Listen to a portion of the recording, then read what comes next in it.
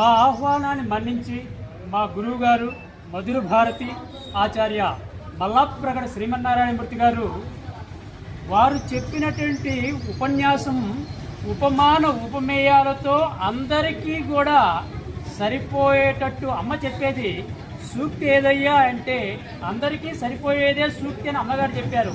అదేవిధంగా మా గురువు గారు చెప్పిన తర్వాత ఎవరు కానీ నేను కానీ ఎవరు కానీ ఎవరైనా ఏం మాట్లాడినా అది తక్కువే.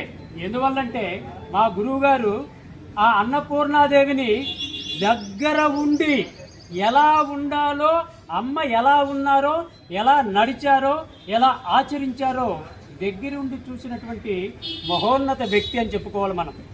ఈరోజు ఆయన ముఖస్థుతిగా నేను చెప్పట్లేదు. వారు మనకు మైకి లేకపోవటం వల్ల ఏదో కొంతే చెప్పారు, లేకపోతే అమ్మ గురించి ఒక 10 గంటలైనా అనర్గళంగా మాట్లాడేగల మహోన్నత ధీశాలని చెప్పి నేను సవినయంగా తెలియజేస్తూ మనందరికీ కూడా చక్కటి సంభాషణ అనుగ్రహం గావించినటువంటి మా గురువు గారికి మనస్ఫూర్తిగా మన అందరి తరపున మరొక్కసారి పాదాభివందనములతో ధన్యవాదాలు తెలియజేస్తున్నాను.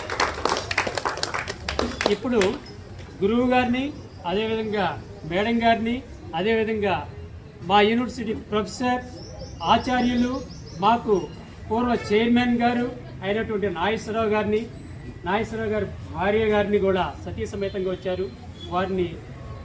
వారి అమృత హస్తాల మీదుగా ఈ అన్నప్రసాద వితరణ కార్యక్రమాన్ని ప్రారంభించవలసిందిగా సవినయంగా ప్రార్థిస్తున్నాను.